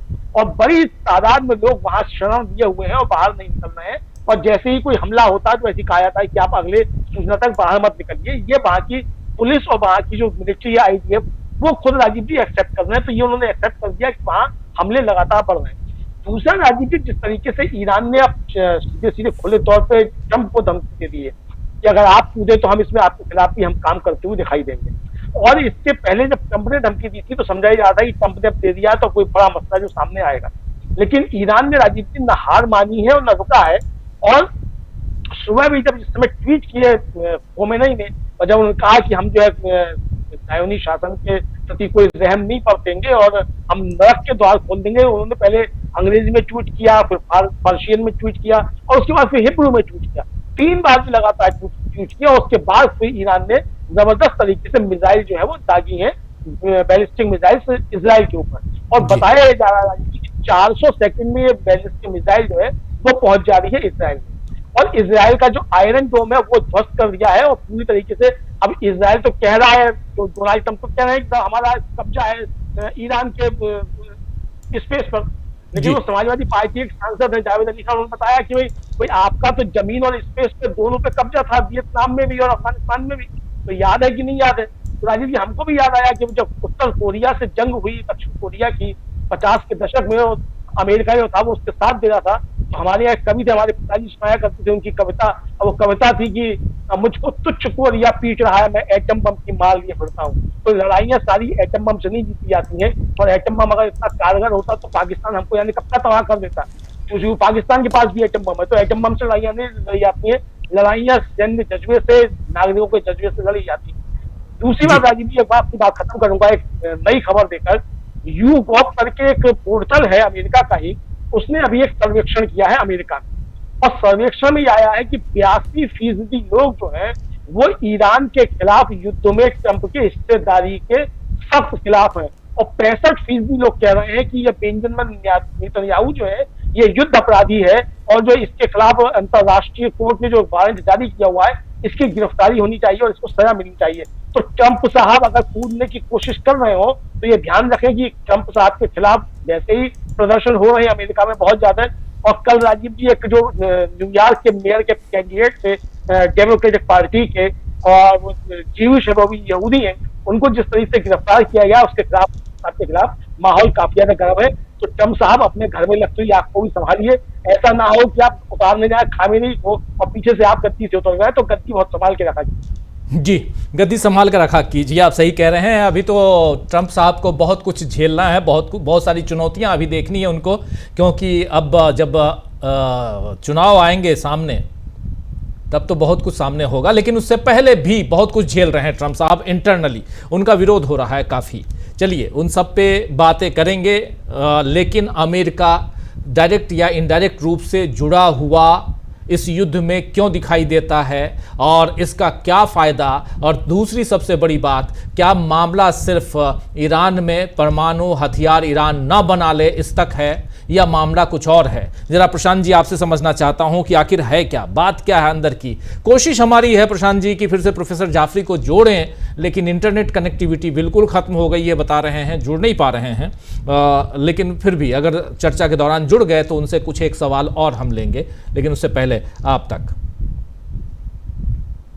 कि चल रहा है तो हम लोग किस्तों में सही थोड़ा ईरान को भी समझते चलें कि ईरान क्या है। तेहरान में महात्मा गांधी मार्ग है एक, और वहाँ एक बाजार भी है महात्मा गांधी के नाम से, वहाँ मंदिर और गुरुद्वारे भी हैं, वहाँ केंद्रीय विद्यालय भी है, जो भारतीय लोग वहाँ पर व्यापारी हैं या नौकरी करते हैं ईरान में, उनके बच्चों के लिए केंद्रीय विद्यालय भी है, और भारतीय टीचर भी हैं वहाँ पे। तो ये तो और वहाँ पे जो कैफेज हैं उनमें अगर आप रात में जाएंगे तो आपको बहुत सारे हिंदी फिल्मों के गाने सुनाई देंगे, वहाँ के जो लोकल बैंड बजाते हैं। तो दूसरा जो शिया फैक्टर है, जो प्रोफेसर साहब भी कह रहे थे, थोड़ा ओवरप्लेड है, क्योंकि ईरान के अंदर जाहिर सी बात है कि वो शिया मेजॉरिटी कंट्री है, लेकिन वो बहुत इंक्लूसिव कंट्री है। और आप इस बात से समझिए कि वहाँ पे जो नॉन शिया माइनॉरिटीज़ हैं उनका वहां की पार्लियामेंट में रिजर्वेशन है, मजलिस में, और चुनाव सुन्नी और कुर्द भी जीत कर आते हैं, जो बहुत थोड़ी माइनॉरिटी में है। और एक बहुत अहम बात कि जो शाह अब ईरान थे जी वो एक बड़े से महल में रहते थे, उनके खिलाफ इस्लामिक रेवोल्यूशन हुआ है, उनका महल म्यूजियम है और उन्हीं के नाम से है, उसका ना नाम बदला गया ना उस पर बुलडोजर चलाया गया।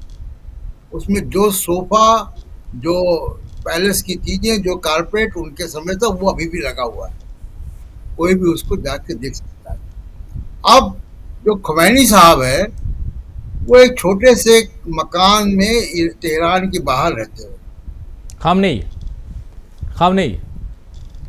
खुमैनी की बात कर रहे हैं, आयतुल्लाह खुमैनी, हाँ वो उनका मकान जो है उतना ही बड़ा था जितना बड़ा मेरा फ्लैट है, और उसमें एक कमरा और बनाया गया था जब वो बीमार रहते थे। तो ये इसको समझना भी जरूरी है कि जिस अमेरिका ने 30 साल से सैंक्शन लगाए हुए हैं, जो अमेरिका इजराइल के थ्रू, और खुद ट्रंप धमकी दे रहे हैं ईरान पे और लोगों को कह रहे हैं कि तेहरान खाली करो, उसी अमेरिका में रजा पहलवी साहब बैठे हुए हैं और वो सत्ता में आने की तैयारी कर रहे हैं। क्या वहां ईरान का समाज उनको स्वीकार करेगा? दूसरी बात है कि न्यूक्लियर प्रोग्राम जो ईरान का है वो बहुत ही सोफिस्टिकेटेड है। 21 जगह पे 21 सुविधाएं हैं, 21 लेबोरेटरीज हैं, 21 पूरे देश जो बिखरी हुई हैं, उनमें कहीं कहीं कुछ कुछ हमले हुए हैं, कहीं पावर सेंटर पे, उसके पावर हाउस पे, कहीं और, लेकिन मुख्य हमला किसी भी न्यूक्लियर साइट पे नहीं हुआ है कि उसको नेस्तनाबूद कर दिया गया हो। उनके पास फोर्दो में जो न्यूक्लियर फैसिलिटी है वो 60% एनरिचमेंट है, उसमें उनके पास टेक्नोलॉजी, वेपन ग्रेड के लिए 90% की आवश्यकता होती है।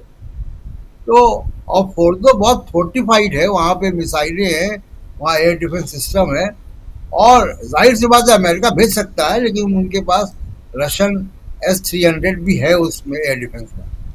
रशिया अमेरिका भेज सकता है उसको, ऐसा कुछ नहीं है कि अमेरिका भेज नहीं सकता है, लेकिन क्या अमेरिका इतना लंबा वॉर, जो बात प्रोफेसर साहब ने कही वो बहुत इंपॉर्टेंट है, जो हमारे बाकी साथियों ने भी कही, कि ईरान एक लंबा सस्टेन वॉर लड़ सकता है, इजराइल नहीं लड़ सकता। इजराइल का युद्ध का जो पूरा अभ्यास है वो रेड्स वाला है, सर्जिकल स्ट्राइक वाला है, शूट एंड स्कूट वाला है, मारो और भागो वाला है जी। उसकी युद्ध की जो ट्रेनिंग पूरी उनकी आर्मी की और माइंडसेट उनकी पॉपुलेशन का है, वो रॉकेट हमले हमास के आते हैं उसका जवाब देते हैं, उतना ही है। तो एक लंबा सस्टेन वॉर खेलने की कुव्वत इजराइल की पॉपुलेशन में नहीं, मैं आर्मी मिलिट्री की बात नहीं कर रहा हूँ, क्योंकि पॉपुलेशन को भी झेलना पड़ेगा। इजराइल छोटा कंट्री है, ईरान तो बिखरा हुआ है, ईरान की पॉपुलेशन सिर्फ तेहरान में नहीं रहती है, नुकसान होगा, लेकिन ईरान सस्टेन लंबा वॉर खींच सकता है, और वो लंबा वॉर बहुत महंगा पड़ेगा अरब कंट्रीज के लिए, बहुत महंगा पड़ेगा चीन के लिए भी, क्योंकि चीन की डिपेंडेंसी भी, चीन की निर्भरता जो है वो ईरान के तेल पर है। और बाकी जैसा पंकज जी बता रहे थे, वो सुनील जी बता रहे थे कि एक छोटा सा एक सी रूट है, स्टेट ऑफ हॉर्मोस जी, दुनिया का 20% तेल वहां से होकर गुजरता है। तो वो कैसे, अगर ईरान लंबे समय वॉर में जाएगा तो दुनिया की ऑयल सप्लाईज के ऊपर इसका असर पड़ेगा, दुनिया भर की एनर्जी सिक्योरिटी से फर्क पड़ेगा, और स्टॉक, दुनिया भर के स्टॉक मार्केट में इस वक्त तेल के दाम जो हैं वो बता रहे हैं कि ये कितना भारी पड़ेगा दुनिया की इकोनॉमी पे ये वॉर। बिल्कुल बिल्कुल, आप सही कह रहे हैं।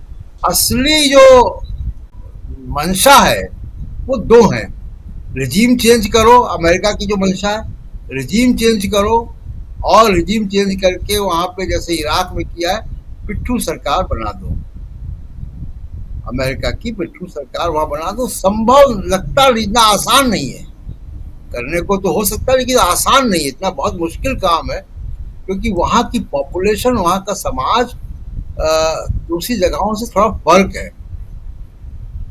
और दूसरा जो वो है मंशा, वो तेल के अड्डों पे कब्जा करना है, जो इराक में भी था वो यहाँ पे भी है, कि क्योंकि बड़ा भंडार है, दुनिया का दूसरा सबसे बड़ा गैस का भंडार ईरान के पास है जी। तो इसलिए ये दो ऑब्जेक्टिव है, लेकिन सस्टेन वॉर में मुझे लगता नहीं कि ये इतना आसान होगा कि ईरान को नेस्तनाबूद कर देंगे, 4 बम गिरा के, 2 मिसाइल गिरा के, इतना आसान नहीं है जी राजीव। जी बिल्कुल बिल्कुल, इतना आसान नहीं है ईरान को, लेकिन ईरान को समझना होगा, ईरान और इजराइल या ईरान अमेरिका अगर जंग लंबा खिंचा तो दुनिया पर इसका क्या असर पड़ सकता है, भारत पर इसका क्या असर पड़ सकता है, दुनिया के सियासी हालात कैसे बदल सकते हैं, भारत से लेकर अमेरिका तक सियासी हालात कैसे बदल सकते हैं, ये सब ज़रा समझने की कोशिश करते हैं।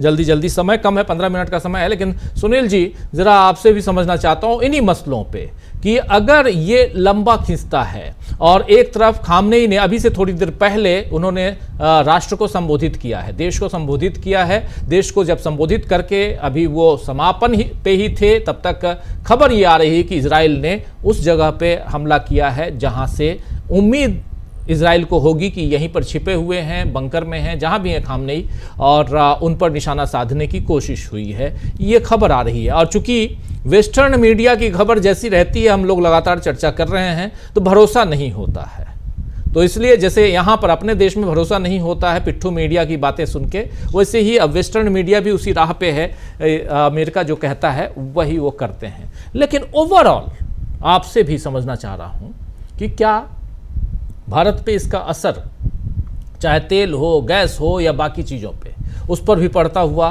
और भारत की सियासी हालत जो है उस पर इसका असर पड़ेगा क्या? भारत अगर ईरान का साथ देता हुआ नजर नहीं आ रहा है और इजराइल के साथ है, अमेरिका के साथ है, तो यहां पर चुनावों के दौरान क्या फर्क उस पर पड़ सकता है, क्या असर पड़ सकता है? सुनील जी। निश्चित रूप से इस संघर्ष में संघर्ष लंबा चला तो भारत के ऊपर भी इसका असर पड़ेगा। भारत से व्यापार करने वाले देशों के पहले 5 देशों में भारत शामिल है, कोई ऐसा नहीं है कि कोई छोटा मोटा पार्टनर है। भारत की जो ऊर्जा संबंधी जरूरतें हैं, उसकी बहुत सारी जरूरतें पूरी होती है ईरान के माध्यम से आपूर्ति होने वाले तेलों से। निश्चित रूप से आज की तारीख में प्रतिबंधों के कारण ढेर सारा तेल लेता है अमेरिका, भारत रूस से, लेकिन जो अन्य देशों से तेल आता है उसी रास्ते जलडब्रू मध्य मार्ग से ही आता है जी। तीसरी चीज है कि लाखों की संख्या में भारतीय नागरिक अरब देशों में हैं, बड़ी संख्या में, और हमेशा रहते हैं। भारतीय नागरिकों को विभिन्न क्षेत्रों में रोजगार देने में भी अरब देशों की बड़ी भूमिका है। तीसरी चीज है कि people to people contact Iran का और भारत का बहुत जबरदस्त है। राजनीतिक रूप से आप ये इससे अंदाजा लगाइए कि ईरान और भारत की निकटता कितनी रही है कि आजादी के 1947 में हम आजाद हुए हैं, उसके कुछ ही साल बाद ईरान के साथ समझौता हो गया था द्विपक्षीय सहयोग का जी। कुछ ही वर्षों में इस देश के 2 प्रधानमंत्रियों को छोड़ करके कोई ऐसा प्रधानमंत्री है जिसने ईरान की यात्रा न की। मोदी जी गए हैं, मनमोहन सिंह साहब गए, अटल बिहारी वाजपेयी गए, नरसिंहा राव गए, राजीव गांधी नहीं गए थे।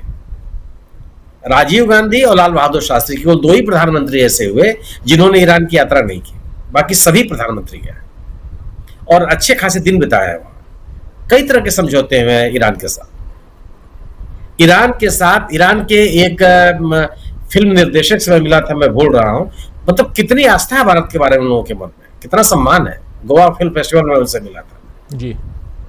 और कितने कलात्मक तरीके से सोचने वाले लोग हैं। तो भारत के साथ जो ईरान का संबंध है, व्यापारिक है, आपसी सहयोग का है, पीपुल टू पीपुल कांटेक्ट है और ऊर्जा संबंधी जरूरतों के लिए भी है। लंबा खींचने पर निश्चित रूप से इसका असर भारत पर पड़ेगा, भारत इससे बच नहीं सकता। आज जो इजराइल का समर्थन करने वाले लोग हैं, इजराइल के समर्थन से आपको क्या हासिल होगा? इजराइल से जो आपकी निकटता है वो क्यों है? इजराइल से क्या मिलता है आपको सिवाय हथियारों के? और क्या पाते हैं उससे आप? इजराइल एक सत्तावादी देश है। इजराइल के साथ निकटता से आप एक सत्ता को तो मजबूत करते होते हुए आप देख सकते हैं आम नागरिक को क्या मिलेगा। कोई जीवन मूल्य मिलता है, कोई मानवीय मूल्य मिलते हैं, क्या मिलता है? इजराइल भेजने के लिए सरकारें लगी। केंद्र सरकार ने, विभिन्न राज्य सरकारों ने, भाजपा शासित सरकारों ने बाकायदा रोजगार का अभियान चलाया इजराइल भेजने के लिए। ईरान भेजने के लिए आपको रोजगार का अभियान नहीं चलाना पड़ता सरकार के तौर से। पढ़ने के लिए लोग वहां जाते हैं, बड़ी संख्या में जाते हैं, पढ़ाने के लिए जाते हैं। जब मैं इलाहाबाद विश्वविद्यालय के विद्यार्थी था, मैं कम से कम आधा दर्जन प्राध्यापकों को जाता हूं जो ईरान के विभिन्न विश्वविद्यालयों में पढ़ाने के लिए गए थे। अच्छा खासा समय उन्होंने बताया। तो व्यापारिक संबंध, आम लोगों के बीच संबंध, शैक्षणिक आदान प्रदान, रणनीतिक संबंध, हर तरह के संबंध ईरान के साथ रहे। और ईरान भारत का एक पुराना सहयोगी रहा, हमेशा से भारत के साथ तो खड़ा दिखाई पड़ा। वह भारत के साथ उसकी खिलाफत कभी नहीं रही जी। ये मुस्लिम देशों के नाम पर, इनके नाम पर, उनके नाम पर कभी ईरान भारत की दूरी नहीं रही। और भारत को अपने इन राजनीतिक हितों को, इन सहयोग संबंधी हितों को बिल्कुल महत्व देना चाहिए और ईरान की जनता के साथ खड़ा होना चाहिए। ये अगर यह युद्ध शुरू हो, यह युद्ध लंबा खींचेगा तो ईरान के साथ साथ दुनिया प्रभावित होगी जी। कोई रोक नहीं सकता। और केवल ये अमेरिका का सवाल नहीं है, इसमें शामिल होगा चीन भी, निश्चित रूप से शामिल होगा। उसका मध्य पूर्व के देशों में बहुत बड़ा स्टेक है, बहुत पैसा उसने लगा रखा और वह अमेरिका को बढ़ते हुए नहीं देख सकता। लेकिन चीन की जितनी दखलंदाजी पश्चिम एशिया में, मध्य पूर्व में बढ़ेगी, वो भारत के लिए चिंता का विषय है। इस दृष्टिकोण से भी भारत को अपनी भूमिका तय करनी पड़ेगी। भारत चुप नहीं रह सकता। अभी मैं देख रहा था अपने विदेश मंत्री का ट्विटर हैंडल, कोई टिप्पणी नहीं है इस युद्ध के बारे में, कोई वक्तव्य नहीं। वो जो पुराना एक ट्वीट उनका पड़ा हुआ है कि उनकी वार्ता विदेश मंत्री, ईरान के विदेश मंत्री से हुई है, और एक ट्वीट उनका है कि इजराइल के विदेश मंत्री से हुई है। उसके बाद में कोई ट्वीट नहीं देख रहा। यह जो चुप्पी है वह कोई बहुत मजबूत विदेश नीति का लक्षण नहीं है। आपको अपनी बात करनी पड़ेगी। ईरान के नागरिकों को भी इस बात का, दुनिया के नागरिकों को भी इस बात का एहसास होना चाहिए।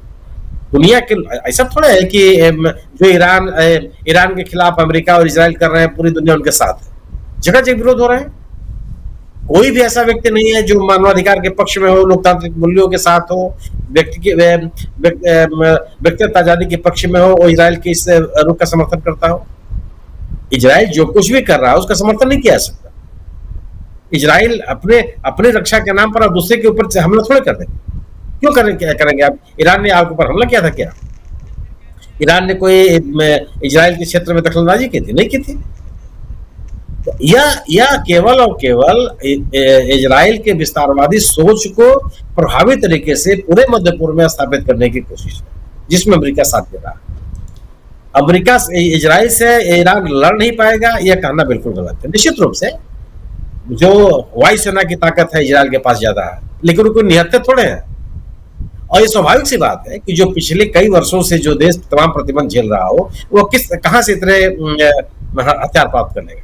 बावजूद इसके वो मिसाइल की दुनिया में उसने अपनी ताकत दिखाई है और खुद उन्होंने बना रखा। जो बात कही जा रही है कि इजराइल के, तब आप जिस देश के सेना के पहली पंक्ति के सभी प्रमुख लोग मार दिए जाए और वह सेना विद इन आवर्स उठ खड़ी हो, यह सामान्य बात है। ये उसके संगठन से आप इनकार कर सकते हैं? आपने क्यों टारगेट किया था उनके सेनाध्यक्ष को बिखर जाएंगे? आपने उनके रिवोल्यूशनरी गार्ड के अध्यक्ष को क्यों आपने टारगेट किया? ये बिखर जाएगी, कोई लीडरशिप इनके पास नहीं बचेगी। क्या हो गया? बिखर तो नहीं हो, वो पूरी ताकत से वापस लौटे और उन्होंने हमला किया। तो ईरान पूरी तरह से समर्पित है, वह लड़ने के लिए तैयार है, लड़ रहा है और किसी भी धमकी में आने वाला नहीं है। मैं ईरान के विदेश मंत्रालय के प्रवक्ता को सुन रहा था, साफ साफ उन्होंने कहा, उनकी बात से कहीं नहीं लगा कि वो युद्ध को खींचना चाहते हैं। वो कहते हैं कि हम डिप्लोमेटिक रास्ता चाहते हैं, डिप्लोमेसी से कोई बात करेगा। उन्होंने कहा कि डिप्लोमेटिक रास्ते पर अगर हम न चलना चाहते तो हम अमेरिका से वार्ता क्यों करते? 5 दौर की हमने वार्ता की, हमको तो अंधेरे में रख करके ईरान के ऊपर हमला कर दिया। वो एक देश को, एक सार्वभौम राष्ट्र को जो बात करनी चाहिए वो बोलते हुए दिखाई पड़ रहा है जी। कतई भी इस धमकी में आकर के कोई समझौता हो जाएगा, मुझे नहीं लगता। इस संघर्ष का सम्मानजनक समझौता अगर अमेरिका चाहता है तो उसको इजराइल को रोकना पड़ेगा जी। और इजराइल की जनता, अगर इजराइल को नहीं रोका गया, इजराइल की जनता नेतन्याहू के खिलाफ खड़ी होगी। एक बहुत ही लोकप्रिय सरकार नेतन्याहू चला रहा है। अपनी राजनीतिक विरासत और अपनी राजनीतिक ताकत को बचाए रखने के लिए नेतन्याहू ने पूरे इजराइल को, ईरान को युद्ध में झोंका और पूरी दुनिया के शांति को, सुरक्षा को दांव पे लगाया। इसका समर्थन नहीं होना चाहिए, इसका विरोध होना चाहिए। बिल्कुल जी, बिल्कुल बिल्कुल। इस बीच खबर ये आ रही है कि एक बार फिर, यानी शायद 14वें या 15वीं बार आज अभी से थोड़ी देर पहले डोनाल्ड ट्रंप ने कह दिया कि इंडिया और पाकिस्तान के बीच सीज फायर मैंने करवाई। अभी 15वीं बार। पंकज जी, आपके पास आना चाहता हूं। सवाल ये है कि हम इतने खुश क्यों हो रहे थे जब डोनाल्ड ट्रंप के लिए कि वो राष्ट्रपति बन जाए, तो अपने देश में वहाँ भजन कीर्तन और क्या क्या चल रहा था, पूजा हवन, और इतने खुश क्यों हैं कि ईरान को नेस्तनाबूद कर रहा है अमेरिका या इजराइल, यानी इजराइल और अमेरिका के साथ देकर जिस भी रूप में, मौखिक रूप से ही ढोल पीट के भक्तगण, आखिर उससे मिल क्या रहा है? जरा हमारी जो विदेश नीति है उसमें क्या इजाफा हो रहा है? हम अगर इजराइल के साथ हैं, चलिए मान लिया इजराइल के साथ चले गए, तो क्या हो जाएगा? क्या अपने यहाँ बिल्कुल भुखमरी, गरीबी सब खत्म हो जाएगी? 80 करोड़ लोगों को जो अनाज मुफ्त में दे रहे हैं वो सब इजराइल या अमेरिका देने लगेगा? या हमारे यहाँ की जो मिनिमम वेजेज हैं वो बढ़ जाएंगे? क्या होने जा रहा है? सर यही बता दें मोदी जी, उनके भक्तगण, लेकिन इसका विश्लेषण जरूरी है। पंकज जी, मैं बहुत स्पष्ट आपको बताऊं कि हम अमेरिका को समर्थन करते हैं। हम नहीं, मेरा मतलब जो वर्ग समर्थन करता है या जो इजराइल को समर्थन करता है वो बुद्धि और विवेक से शून्य है। उनका एकमात्र लक्ष्य है कि यदि कोई मुसलमानों को मार रहा है तो हम उसके साथ हैं। यानी 2014 के बाद में इस देश में एक ऐसी गजब प्रजाति पैदा हुई। आपने इन सदियों से, युगों से देखा होगा कि अपनी योग्यता पे गर्व करने वाले लोग हुआ करते थे, लेकिन 2014 के बाद में एक ऐसे पूरा संप्रदाय तैयार हुआ जो अपनी मूर्खता पे गर्व करता है। तो ये मूर्खता पे गर्व करने वाले लोग जो नफरत से लबरेज है, जो गाजा में भूख से मरने वाले बच्चों पे अट्टहास मार के खुश होते कि चलो 4 मूल्य और कम हो गए। आप सोचिए कि वो कितने वैचारिक रूप से दरिद्र है। ऐसे वैचारिक रूप से दरिद्र लोगों की जन भावनाओं को ध्यान में रखकर यदि कोई देश अपनी विदेश नीति को तय करेगा तो वो भी उतनी ही दरिद्र होगी जी। जो अमेरिका से खुश हो रहे हैं वो अमेरिका से ये सवाल क्यों नहीं करते हैं कि अमेरिका आखिर पाकिस्तान को क्यों समर्थन कर रहा है? जब हमारा विदेश मंत्री तालिबान के विदेश मंत्री से गलबैया करता है तो आपका मुसलमानों से नफरत का पैगाम कहां छुप जाता है? और इस देश के अधिकांश शिया मुसलमान तो खानदानी भारतीय जनता पार्टी के। यदि आप फिरकों के हिसाब से देखें तो जितने शिया सब बीजेपी के, नकवी से लेकर रिजवी तक। एक रिजवी जी तो त्यागी बन गए थे यूपी के। तो हम ये बुद्धि और विवेक से परे वाली बात है। लेकिन मैं आपको एक चीज बताऊं कि इजराइल क्यों संकट में है। देखिए, अमेरिका में खासकर माय फ्रेंड डोनाल्ड जो है वो बेसिकली प्रॉपर्टी डीलर टाइप के। प्रॉपर्टी डीलर भी कौन सा है, गाजियाबाद नोएडा टाइप का होता है ना, कि बिल्डिंग तो फिर इसके मलबे को बेचने के, फिर मलबे को बेच के नई बिल्डिंग खड़ा करने का हमको धंधा मिलेगा। डोनाल्ड ट्रंप का एकमात्र इरादा यह है कि कैसे कैसे गाजा पट्टी साफ हो जाए और जितनी जगह तोड़ फोड़ हो उसकी जगह उसकी फर्म को ठेके मिलते जाए। और उसके भ्रष्टाचार में बेंजामिन नेतन्याहू सीधे शामिल है। बेंजामिन नेतन्याहू का, जैसे शुक्ला जी बता रहे थे, कि उसका स्थानीय स्तर पर इतना अधिक विरोध है, राजनीतिक विरोध, क्योंकि आज 2 साल से ऊपर हो गए, उनके 55 से अधिक बंदी आज भी यदि हमास के कब्जे में है।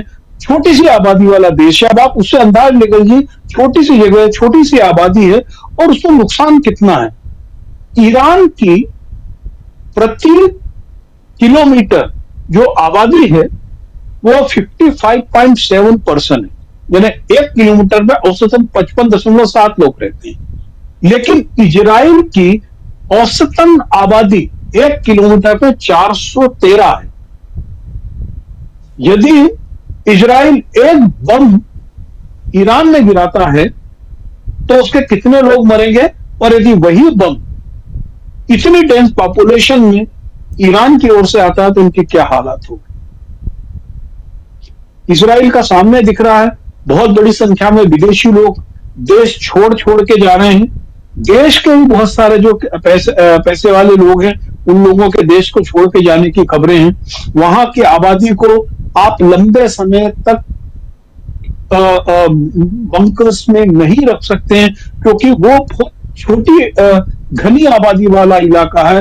दूसरा कि नेतन्याहू का जो विरोध, राजनीतिक विरोध, इतना अधिक है, उनने अपने डिफेंस मिनिस्टर को सस्पेंड किया था, जो उनका खुफिया एजेंसी का हेड है उसको सस्पेंड किया था।